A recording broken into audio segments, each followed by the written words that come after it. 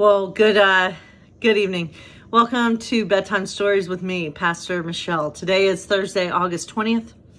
And I gotta say, I don't know how many people watch these videos, but if you do, thank you for tuning in. I don't necessarily make these videos to get like high numbers and to see how many views I can get. Doing these videos has become something that has kind of been something that's helped me through this pandemic. And so it's a therapeutic thing for me in some way, shape, or form. But also for any who actually watch these, I'm glad that you do.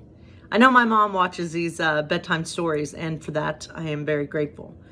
And Mom, I just want you to know that I love you with all my heart, and I just thank you for being such a great mom. I just say that publicly. So anyway, tonight is the 20th. We're going to start with Disney stories. So tonight's story is from Oliver and Company. Why should I worry? Why should I care? Okay, sorry. That's one of the songs from the Oliver and Company that I remember I loved singing it. I know I'm a really good singer. So tonight's story is called The Storm. So let's get into it, shall we? One summer afternoon, Jenny invited Dodger and his gang to go on a picnic with her and Oliver in Central Park. Go play with your friends, Jenny told the kitten.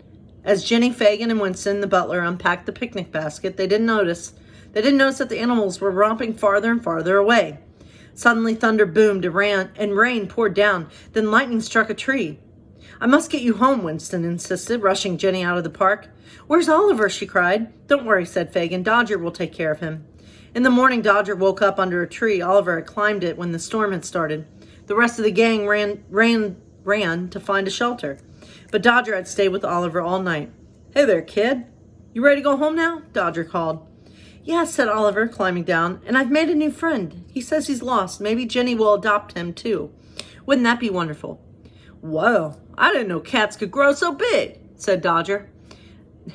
I'm a bear cub, the creature said. Where'd you come from? Dodger asked. I don't know why I'm making my voice sound like that, but that's how I'm envisioning Dodger sounding. Anyway, the bear started to cry. I don't know, he wailed. I was scared of the storm, so I climbed a tree. Then a big wind blew me out of the tree. The next thing I knew, I was out here on the lawn, so I climbed this tree and met Oliver. Can you help me find my mama? Oliver shook his head sadly. I'm afraid I don't know where bears live in New York City. Well, wait, I do, Dodger said. I think I do. He took Oliver and the cub to a fancy entrance with a big iron gate that read Central Park Zoo. When the zookeeper saw the cub, he rushed over and led him back to his mother. Mama, cried the bear cub. The mama bear hugged her cub close, and Dodger smiled down at Oliver. Time to get you home, too. When Jenny saw that Oliver was safe and sound, she kissed and hugged him, and Dodger, too. Thank you, Dodger, Jenny cried. You're my hero. Mine, too, said Oliver. A friend like you makes even the scariest storm bearable. I will just say this. Sometimes I get inspired and things that speak to me.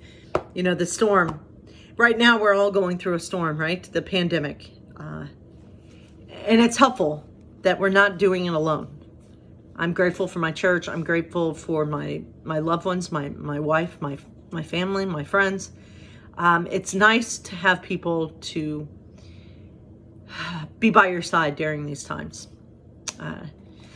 And I think of a scene from a great show called Sex and the City, and one of the scenes, Miranda, one of the characters, had her mom had died, and all her other friends, Samantha, Carrie, and Charlotte, they're at her mom's funeral, and Miranda's walking back down, after the funeral, the whatever you call it, the procession, when they're taking the casket back out, and Miranda's walking by herself, and she's barely making it down the aisle.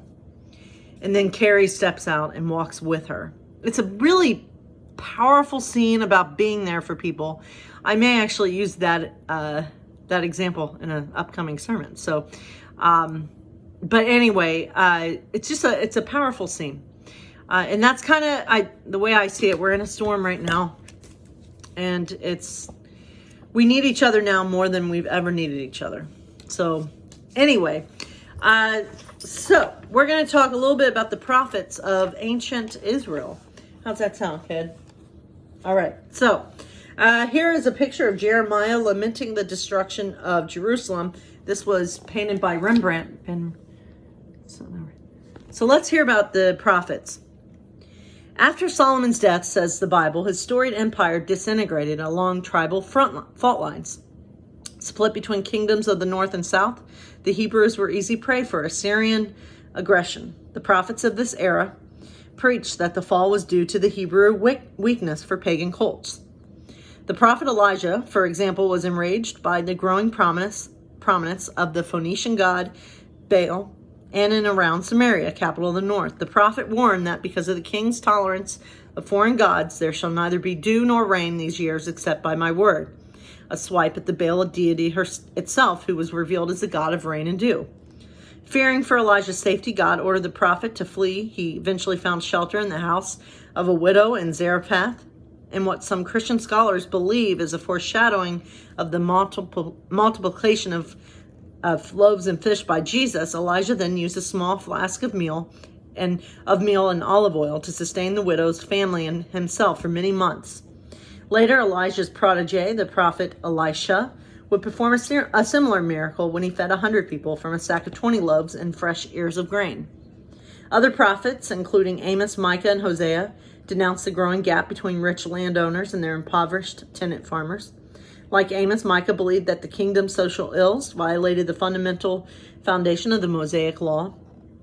The prophets Isaiah and Jeremiah served as royal counselors to the kings of Judah in the south. After the northern kingdom had been conquered by Assyria, they knew it was only a matter of time before Judah would be threatened as well.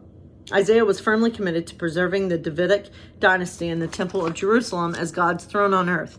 So he urged moderation. He was proved correct when the new Assyrian king led a powerful invasion of Judah. Isaiah told King Hezekiah to trust in the Lord, and indeed, Sennacherib's siege of Jerusalem failed. Judah's great next prophet was Jeremiah. He urged his audience to return to repentance and to observe the true tenets of God's covenant, which is social justice, compassion, and genuine faith in God. The command the Lord gave them, he thundered, "Obey my voice and I will be your God and you shall be my people." The prophet also warned King Joachim of Judah to desist from any conspiracies against the new Babylonian king Nebuchadnezzar. If the people and their king refused, Jeremiah said, the whole land shall become a ruin and a waste. His prophecy was fulfilled in 586 BC when Nebuchadnezzar took Jerusalem, destroyed the temple, and sent the city's population into exile.